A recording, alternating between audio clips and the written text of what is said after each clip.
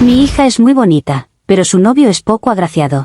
Ella merece algo mejor, así que me creé un perfil de Tinder con las fotos de mi hija, y en la primera hora, ya le había conseguido 4 citas con hombres de alto valor. Pero mi hija no quiere aceptarlas. ¿No ve que lo hago por ella? Siempre he dicho que la genética es una inversión, y yo invertí como se invierte en una obra de arte, con visión, con criterio y con estándares que no se negocian. A Camila la crié con la idea de que su vida debía estar a la altura de su potencial, no a la altura de lo que hay disponible. Desde niña fue distinta, no solo por lo rubia o por esa sonrisa de comercial que la gente comenta como si fuera un milagro, sino por cómo entraba a un lugar y el ambiente se ordenaba solo. Yo le elegí actividades, colegios y hasta amistades pensando en que el mundo real premia la presentación, el entorno y el linaje, aunque a algunos les arda admitirlo. No es elitismo, es supervivencia con estilo. Una madre responsable no deja que su hija se mezcle sin filtro con cualquiera y luego llore cuando la vida le pasa factura. Camila creció entre cenas donde se hablaba de política, negocios y modales, y eso no es un accidente, eso se diseña. Yo me encargué de que supiera sentarse, hablar, vestirse, proyectar, y sobre todo no conformarse con migajas emocionales solo porque alguien la mira con ojos de perrito. Cuando llegó la universidad, yo estaba tranquila porque sentía que ya estaba encaminada, que se le notaba el refinamiento hasta caminando. Ella también tenía ambición, o al menos eso parecía, porque le gustaban los lugares bonitos y se emocionaba con viajes, galerías y eventos donde uno hace contactos. Todo marchaba como debía, una hija perfecta con un futuro que merecía ser perfecto. Y en ese tipo de futuro, créeme, no hay espacio para errores por capricho. El problema empezó como empiezan las tragedias, con una elección que no tiene sentido. La primera vez que vi a Hugo, fue una escena casi ofensiva, porque fue literal verla a ella de la mano con él, como si no estuviera ocurriendo nada raro. Él es, común, de esos muchachos que no destacan ni aunque los pongan en una vitrina con luces. Rasgos toscos, ropa sin intención, esa forma de mirar que no es seguridad sino simple desconocimiento de dónde está parado. Y lo peor no es su cara, lo peor es todo lo que viene pegado a esa cara. Familia de clase media, mentalidad de lo estable está bien, aspiraciones que se quedan en un sueldo y una vida sin brillo. Para mí fue como ver un diamante engarzado en plástico barato y que encima aplaudan el amor, como si eso arreglara el contraste.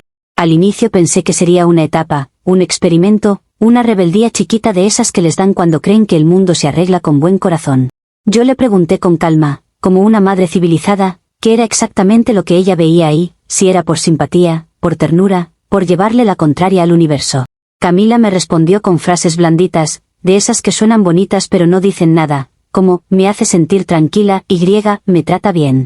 Y yo escuchaba y por dentro me preguntaba si de verdad mi hija, con toda su educación, estaba reduciendo su vida a ese nivel de argumento. Le dije que estar tranquila es lo mínimo, no un logro, y que tratar bien es un requisito, no una medalla. Pero ella se me puso en modo romántico, como si yo fuera una villana por pedirle que piense a largo plazo. Lo que más me irritaba era la naturalidad con la que ella lo defendía, como si yo fuera la irracional y ella la madura. Hugo no era malo, claro que no, y ahí está el truco, la mediocridad no viene con alarma, viene disfrazada de buena gente. Él se mostraba respetuoso, sonreía, se ofrecía a ayudar, se hacía el sencillo, y eso a los ojos de Camila parecía una virtud enorme. A mí me parecía un manual para quedarse en lo mismo toda la vida. Yo veía a mi hija, tan pulida, compartiendo mesa con alguien que no sabe ni combinar un reloj con sus zapatos, y me daba una sensación física de desperdicio, como cuando ves a alguien guardar un vestido de diseñador en una bolsa de supermercado. La gente cree que exagero, pero es porque viven en un mundo donde todo da igual, donde el amor tapa la falta de nivel. Después empecé a notar cosas que no podía ignorar. Camila dejaba de ir conmigo a ciertos eventos, cambiaba sus planes, se volvía casera, con excusas que nunca había tenido. Antes, una gala del club social le emocionaba, le encantaban los vestidos, la conversación, el ambiente, el estar donde las oportunidades pasan. Con Hugo, de pronto todo era, no tengo ganas, me da pereza, quiero descansar. Yo veía cómo ese chico la iba apagando, no por maldad, sino por insuficiencia. Hay personas que no te arrastran a propósito, te arrastran porque no pueden caminar más alto, y eso es peligrosísimo. Camila no estaba perdiendo el tiempo, estaba perdiendo su momentum, y eso no se recupera tan fácil. Un día me vi a mí misma esperando a que despierte, como si el despertar fuera algo que le iba a caer del cielo.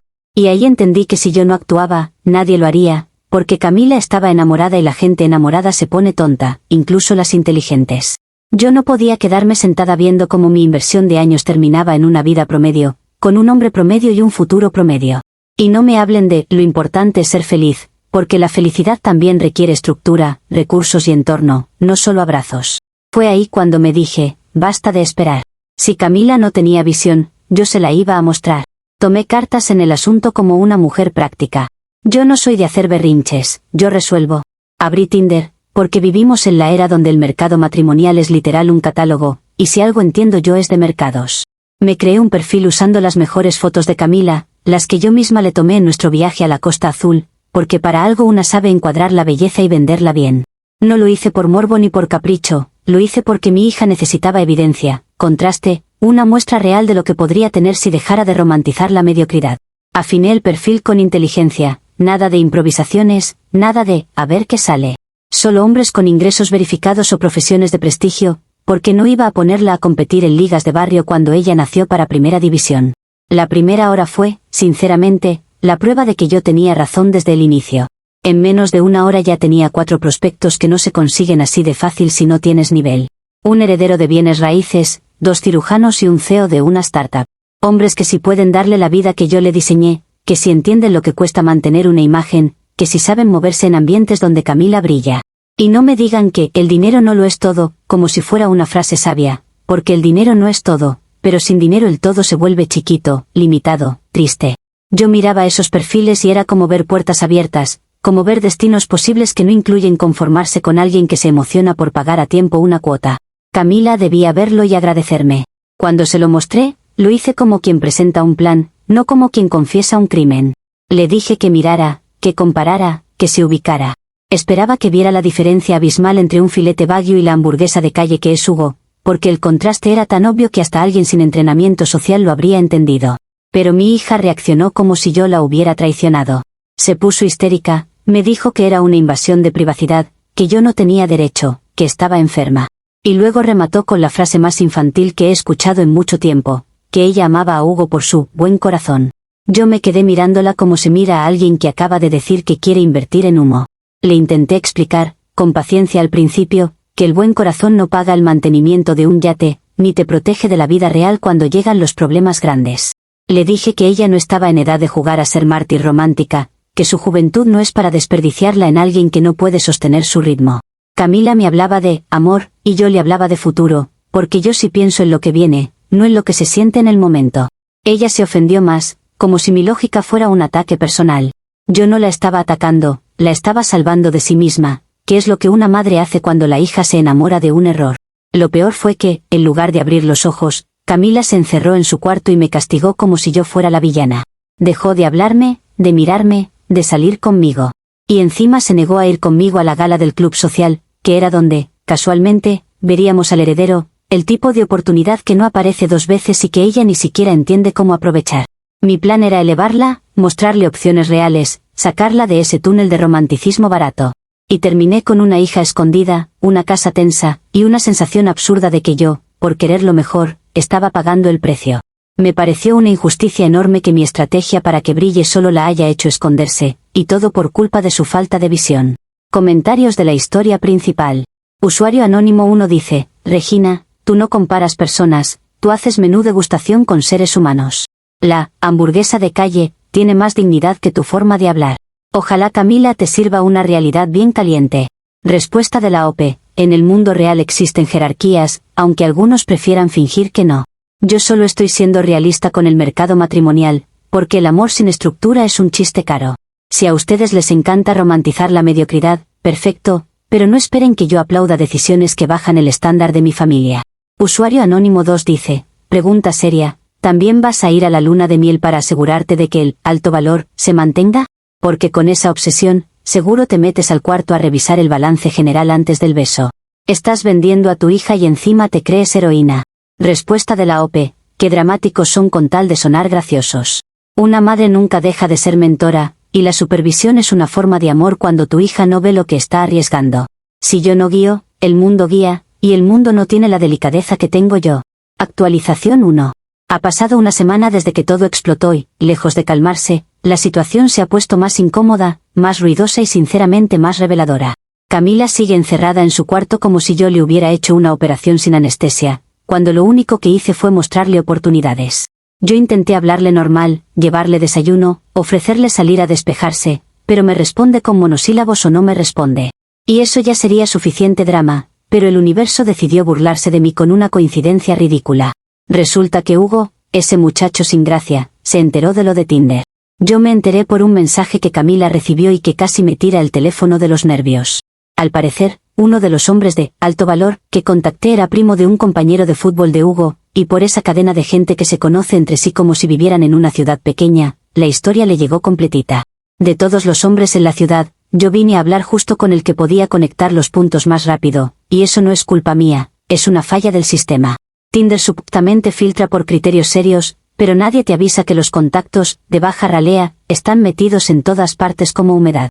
Camila se puso peor porque para ella esto ya no era solo mi control, sino humillación pública. Yo le dije que exageraba, que nadie la había humillado porque nadie la conocía, pero ella escuchó nadie y lo tomó como insulto. Hugo apareció en mi casa como si tuviera derecho a cruzar mi puerta con su postura de héroe. Y eso es algo que me cuesta respetar, esa seguridad inflada que tienen algunas personas cuando creen que la moral los convierte en importantes. Llegó con una camisa común, sin cita previa, y con esa cara de «vengo a poner límites», que le queda enorme. Me pidió explicaciones, así, directo, como si yo fuera una adolescente atrapada. Yo respiré, porque una no pierde la compostura frente a alguien que viene a hacer show. Pero por dentro me hervía que él se sintiera autorizado a reclamarme por usar fotos, cuando él está usando la vida de mi hija como si le perteneciera. Le dije que mi intención era proteger a Camila, que no iba a pedir permiso para salvarle el futuro. Hugo intentó jugar la carta de la dignidad, diciendo que yo estaba faltándole el respeto a Camila y a su relación. Me dio risa que hablara de respeto cuando él mismo es el límite más grande que ella tiene enfrente. Él decía palabras como amor, decisión, libertad, como si fueran conceptos sagrados, y yo solo veía un discurso de clase media tratando de sonar profundo. En un momento me habló del corazón otra vez, como si ese órgano pagara hipoteca. Yo ya estaba cansada de esa narrativa de cuento barato. Y entonces pasó lo inevitable. Tuve que decirle la verdad, porque con gente así no sirve el tacto. Le solté que él era un obstáculo para el progreso genético de mi familia, que la estética y el pedigrí importan, y que si realmente amara a Camila, la dejaría estar con alguien de su nivel. No fue crueldad, fue claridad. Lo dije con la frialdad que se necesita cuando alguien se aferra a una ilusión y la llama destino. Hugo se quedó duro, como si le hubiera escupido, pero la realidad duele, y más cuando no estás acostumbrado a ella. Yo esperaba que entendiera y se fuera, pero él se puso rojo y empezó a hablar más fuerte, como si el volumen le diera razón. La peor parte no fue él, fue Camila. Ella estaba en la escalera, y se notaba que había escuchado todo. Se quedó mirándome con una expresión que no le había visto nunca, como si yo fuera una desconocida. Hugo, aprovechándose, se puso en modo víctima delante de ella, con esa dignidad improvisada que tanto impresiona cuando alguien no tiene criterio. Camila me gritó que como me atrevía, que yo estaba enferma, que yo no la veía como persona sino como producto. Me dio rabia porque yo sí la veo como persona, solo que no la veo como una persona destinada a conformarse. Ella no escuchó eso, escuchó lo que quiso. Desde ese día, Camila dejó de hablarme por completo. Me bloqueó incluso dentro de la casa, como si yo fuera una intrusa en mi propio hogar. Me mandó un mensaje frío diciendo que no me hablaría hasta que le pidiera perdón a Hugo, y ahí es donde yo dije, esto ya es chantaje emocional. Pedir perdón por decir la verdad es aceptar que la verdad fue un error, y no lo fue. Además, qué ironía que el buen corazón de Hugo ahora sirva como arma para que mi hija me castigue. Yo, que intenté quedar como la suegra sofisticada, quedé como la villana de una telenovela de bajo presupuesto, y Hugo feliz en su papel de héroe humilde. Lo que me desespera es que mi reputación dentro de mi propio círculo familiar se está ensuciando por una narrativa barata. Camila está contando la historia a su manera, obviamente, pintándome como un monstruo y a él como el santo del barrio. Yo escuché a Camila hablando por teléfono, llorando, diciendo que su mamá no respeta su identidad y otras frases que suenan a terapia de TikTok. Me dieron ganas de entrar y decirle que su identidad no es un proyecto de amor propio basado en elegir mal. Pero me contuve, porque cualquier cosa que diga ahora la usarán en mi contra. Es increíble cómo la gente puede convertir un acto de amor estratégico en un crimen emocional. Aún así, no me siento culpable, me siento frustrada. Me siento como alguien que ve un incendio y, cuando trae el extinguidor, le dicen que está invadiendo el espacio del fuego. Hugo se cree muy valiente por venir a mi casa a confrontarme, pero la audacia no reemplaza el nivel. Y Camila, en vez de pensar, se aferra más a él porque ahora él es el pobre atacado. Eso es psicología básica. Cuanto más le digo que no es suficiente, más ella cree que lo tiene que defender. Me duele ver cómo la manipula la narrativa, aunque él ni se dé cuenta. Y sí, sé que suena fuerte, pero el amor sin visión es solo un pasatiempo peligroso. La casa se volvió un campo minado. Camila sale solo para comer algo rápido y se encierra otra vez. Ya no me acompaña ni a comprar ropa, ni a tomar café, ni a nada. Hasta el aire se siente pesado, como si yo estuviera pagando por intentar darle una vida mejor. Yo quería elevarla, mostrarle el mundo real, y terminé convertida en la antagonista de su historia romántica. Y lo más absurdo es que, si ella se hunde con Hugo, nadie va a venir a rescatarla diciendo, qué linda tu libertad. Ahí sí me buscarán, pero ya será tarde, y eso es lo que nadie entiende. Y en medio de todo esto, me doy cuenta de un detalle que me irrita todavía más: Hugo se está creciendo. Lo veo en cómo le escribe, en cómo se presenta, en cómo se atreve a entrar a mi casa y exigir. Es como si mi rechazo lo hubiera convertido en protagonista, y eso me parece casi ofensivo. Yo no vine a darle a él una épica, yo vine a salvar a mi hija. Pero ahí está, el efecto boomerang de la vida social. Uno intenta subir de liga y termina alimentando el ego del que no debería ni estar en el partido. Y ahora tengo a mi hija exigiéndome disculpas y a un novio común actuando como si yo le debiera algo. La semana terminó con Camila diciéndome que si sigo metiéndome, se va a ir de la casa, y esa amenaza, aunque intenta sonar poderosa, me muestra que el problema ya no es solo Hugo, sino la ceguera completa de mi propia hija. Comentarios de la actualización 1. Usuario anónimo 1 dice, el mundo es un pañuelo, y Regina se sonó la nariz con él. Te creíste mastermind y te salió, primo del pana del fútbol. Qué delicia ver cómo el karma te ubica sin esfuerzo. Respuesta de la OP, no es karma, es algoritmo mal hecho. Si Tinder filtrara como debería, jamás me habría cruzado con conexiones de baja ralea disfrazadas de profesionales.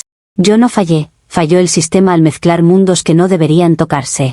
Usuario anónimo 2 dice, Hugo tuvo más clase y más cara al confrontarte de frente que tú usando perfiles falsos con fotos ajenas.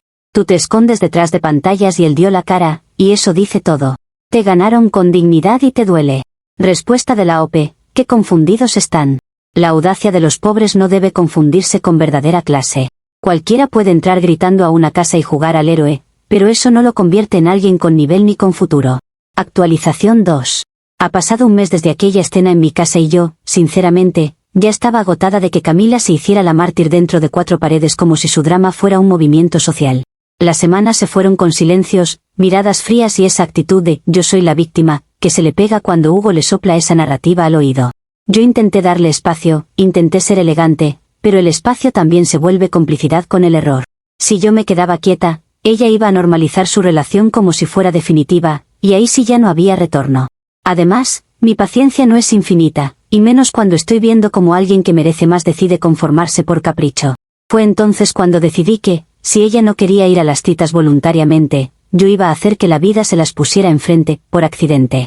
No lo veo como manipulación, lo veo como logística. Hay gente que necesita que el destino la empuje, porque sola se queda en su zona cómoda. Yo ya había aprendido que discutir con Camila no funcionaba, porque ella se aferra al drama como si fuera identidad. Así que cambié de estrategia, no convencerla con palabras, sino con escenarios. Ella no iba a poder negar una oportunidad si la veía en persona, respirando el mismo aire. Elegí al CEO de la startup, Julián, porque era el más accesible para un encuentro controlado. Tenía la vibra adecuada, joven, exitoso, de esos que se mueven en círculos donde Camila debería estar. Y yo sabía algo clave, Julián iba a cenar en un restaurante que a Camila le encanta, de esos donde el pan llega caliente y la gente habla en voz baja. Todo encajaba demasiado bien como para ser casualidad, pero así funciona el mundo cuando una sabe mover piezas. Esperé el momento exacto y usé el celular de Camila mientras se bañaba para confirmar una cena. Sí, usé su celular, porque ella no me iba a dar permiso, y yo no iba a permitir que su falta de visión frenara su futuro. Le dije a Camila que tenía reservado algo especial, una cena de reconciliación entre nosotras. Le hablé con un tono suave, casi maternal, porque sé que ella está sensible y le encanta sentirse protagonista de un drama emocional. Le dije que quería arreglarlo, que la extrañaba, que no quería seguir peleadas. Ella dudó, obviamente, pero la idea de una reconciliación la ablanda, porque ella se cree buena persona y necesita sentir que está ganando moralmente. Aceptó. Yo, por dentro, sentí que al fin estaba recuperando control. El plan era perfecto. Llegaríamos, Julián estaría, casualmente, en la mesa de al lado y yo nos presentaría con naturalidad, como quien saluda a un conocido. Camila no iba a poder gritar ni hacer show en un lugar así, porque ahí sí le importa la imagen. Yo sabía que, viéndolo, escuchándolo, notando la diferencia, se le iba a mover el piso. Porque una cosa es hablar de buen corazón en casa, y otra es sentarse cerca de un hombre que se encaja en la vida que ella merece. Yo me imaginaba el momento como una película elegante, miradas, conversación inteligente, un cambio de perspectiva. Lo que no calculé fue que mi lógica de estatus podía fallar por un detalle que no se ve en perfiles, los modales. Julián resultó ser un nuevo rico sin filtro. Llegó hablando fuerte, con una risa que sonaba a querer que lo miren. Empezó a hablar de criptomonedas como si fuera el mesías del futuro y cada frase era un yo más grande que el anterior. Lo escuché un rato y traté de mantener mi cara de esto es interesante, pero por dentro se me desarmaba el escenario. Para colmo, humilló al mesero por la temperatura del vino, como si fuera un delito personal. Camila se puso tiesa, mortificada, y yo lo noté porque ella tiene esa manera de tensar la mandíbula cuando algo la incomoda. Mi alto valor estaba comportándose como alguien sin clase, y eso es un problema serio, porque el dinero sin educación es solo ruido. Intenté rescatar la situación con conversación, con elegancia, con control de daños. Le dije a Camila que no mire tanto, que la gente exitosa a veces tiene personalidad fuerte, que no se asuste por pequeñas cosas. Pero Camila me miraba como diciendo, ¿en serio me trajiste a esto? Y yo, en vez de aceptar que el tipo estaba quedando mal, me aferré a la idea de que ella estaba siendo demasiado sensible, porque esa sensibilidad se le activa con cualquier cosa que no encaje con su fantasía romántica de pobres buenos. Julián siguió hablando, siguió alardeando, siguió actuando como si el mundo fuera su escenario. Yo sentía que mi plan, en vez de elevarla, estaba generando rechazo. Y ahí llegó el golpe final, el que convirtió mi noche elegante en un circo. Hugo apareció en el restaurante. Según me enteré después, trabaja ahí como repartidor externo y estaba entregando algo en la cocina, o sea, literalmente estaba ahí por accidente. El universo tiene un sentido del humor cruel. Camila lo vio primero, y su cara cambió de inmediato, como si le hubieran enchufado adrenalina. Yo pensé, no, por favor, no aquí, porque yo sabía que si Hugo se mezclaba, se iba a activar el drama y Camila iba a actuar como si fuera una película de barrio. Julián, en su falta de modales, terminó gritándole a Hugo porque estorbaba en un pasillo. Hugo se quedó sorprendido, pero intentó mantenerse tranquilo, y eso, admito, lo hizo ver menos patético por un segundo. Camila saltó como si el mesero hubiera sido su hermano. Defendió a Hugo frente a todo el restaurante, con esa indignación teatral que le encanta cuando tiene público. Le dijo a Julián que era un arrogante, que no tenía derecho a tratar así a nadie, que el dinero no compra respeto. La gente miraba. Yo sentí una vergüenza fría, porque mi intento de altura estaba terminando en un espectáculo de barriada, con mi hija haciendo discurso moral y con Hugo ganándose aplausitos silenciosos por ser humilde. Lo más irónico es que mi cena de reconciliación terminó siendo un escenario para que Camila se reafirmara en Hugo. En vez de ver la diferencia y cuestionarse, lo defendió con más fuerza, como si eso la volviera heroína. Julián se fue molesto, soltando comentarios de «ustedes no saben con quién hablan», y yo me quedé ahí con Camila mirándome como si yo fuera la responsable de la mala educación del hombre que invité indirectamente.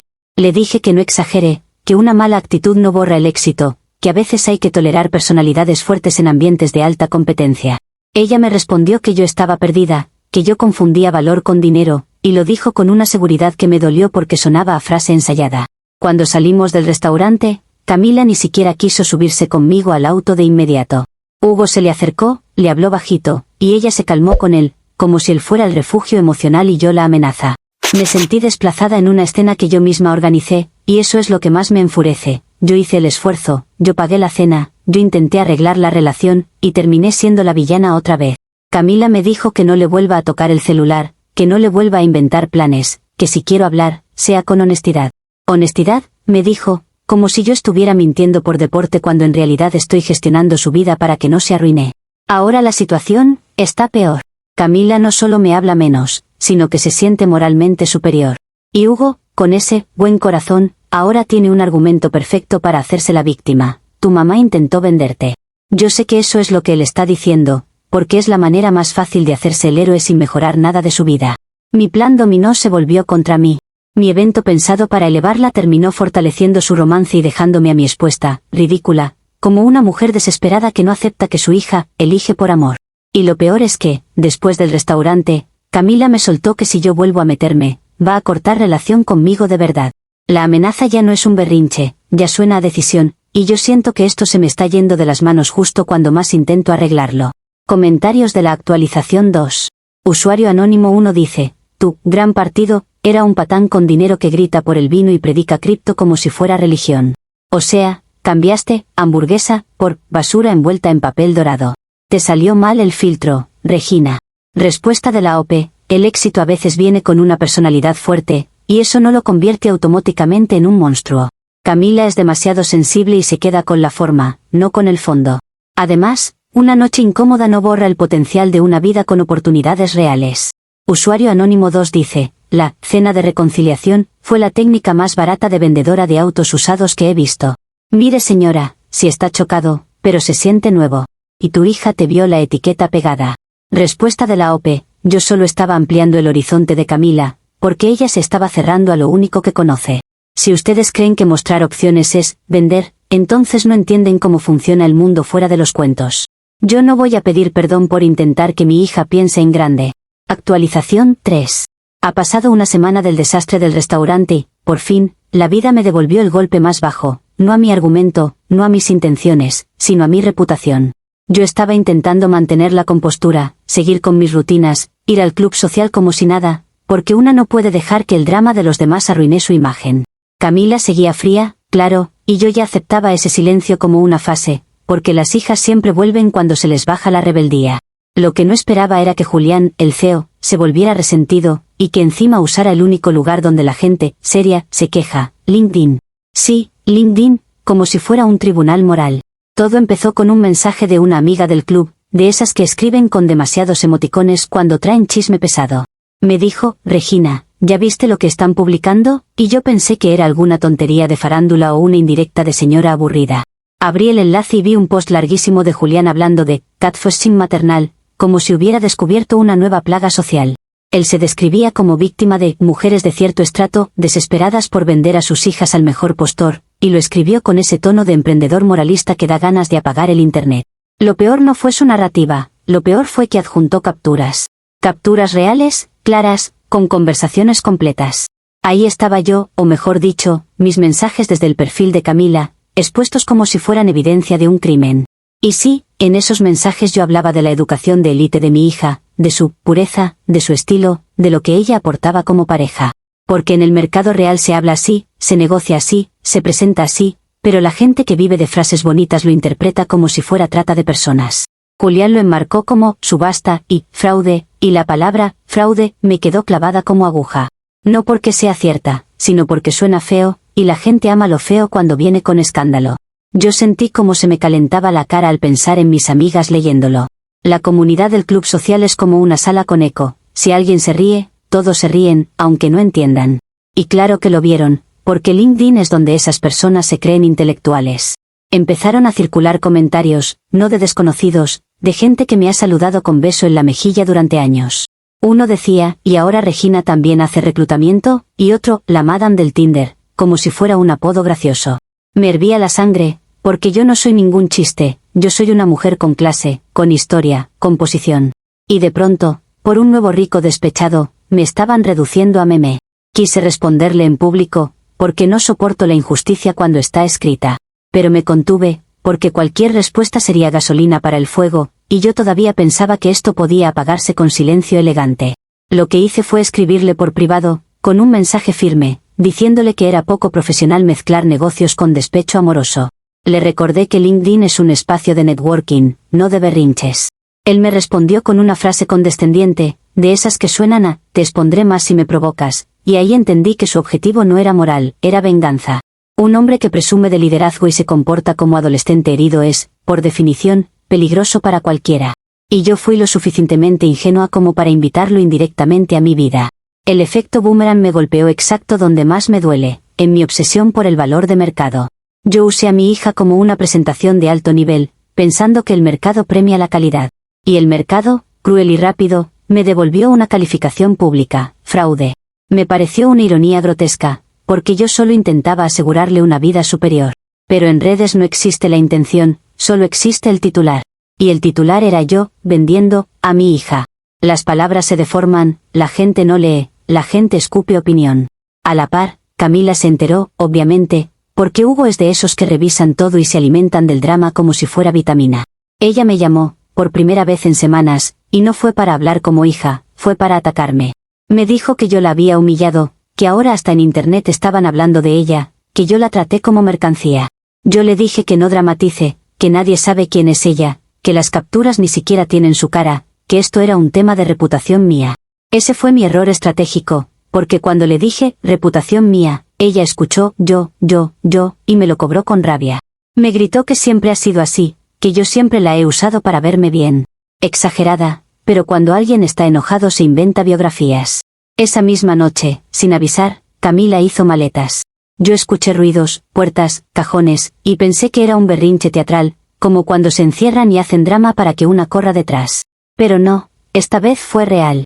Bajó con una maleta, con la cara dura, y me dijo que se iba a vivir con Hugo.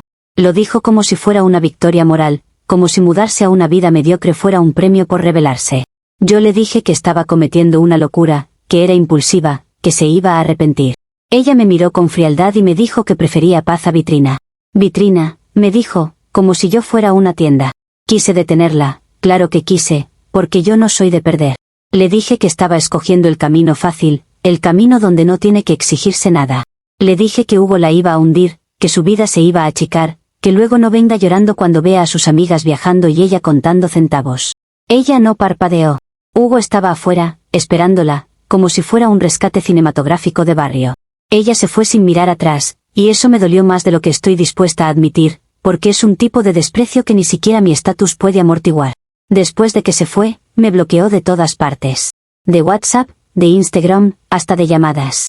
Me dejó fuera de su vida como si yo fuera un error del pasado. Y yo me quedé con la casa silenciosa y con el sonido de mi propio nombre convertido en burla en un círculo donde antes era respeto. La comunidad del club pasó de la risa a esa mirada de, pobrecita, y eso es peor, porque la lástima te coloca abajo sin pedir permiso. Lo más humillante es que todo nació de mi propia herramienta, usé la lógica del mercado para protegerla, y el mismo mercado me trituró la imagen y me quitó a mi hija. Y ahora, sin Camila en casa y con mi reputación manchada, lo único que tengo es una pregunta que no me deja respirar, si esto ya escaló a LinkedIn y al club social, ¿hasta dónde más puede llegar? ¿Y cuánto más puede perder una madre solo por intentar mejorar lo que ama? Comentarios de la actualización 3. Usuario anónimo 1 dice, de CEO a CEO, gracias por el tip de inversión, Regina. Invertiste en alto valor y te pagó con un hilo en LinkedIn y capturas. Tu portafolio está en rojo y tu ego en bancarrota. Respuesta de la OP, estoy furiosa, sí, pero sobre todo por lo poco profesional que fue Julián. Mezclar negocios con despecho amoroso es de gente inmadura que no sabe manejar rechazo. Si él fuera realmente un líder, no usaría una red laboral para hacer berrinche público. Usuario anónimo 2 dice, me encanta que Camila prefiera vivir en la hamburguesa de calle, que en tu vitrina. Literal dijo, paz, y te dejó con tus copas de cristal. A veces lo barato sale más digno que lo caro. Respuesta de la OP, la ingratitud es la enfermedad de los jóvenes de hoy, y Camila no es la excepción. Ahora se siente heroína por escoger lo difícil, cuando en realidad se está yendo por una ruta que limita su futuro. Ya veremos cuánto dura esa paz, cuando la vida le pida algo más que discursos. Actualización 4. Han pasado 2 años desde que todo esto se prendió fuego y, aunque la gente diga que el tiempo lo cura todo, hay cosas que el tiempo solo vuelve más claras. Al inicio yo pensaba que Camila iba a volver, que sería cuestión de semanas, de meses, de que se le pase la rabia y el enamoramiento. Me imaginaba ese regreso con una disculpa tímida, con un «mamá, me equivoqué», porque así funcionan las historias cuando la realidad hace su trabajo. Pero la realidad, en este caso, decidió darme una lección que no me gustó. Camila no solo no volvió, sino que construyó una vida completa sin mí.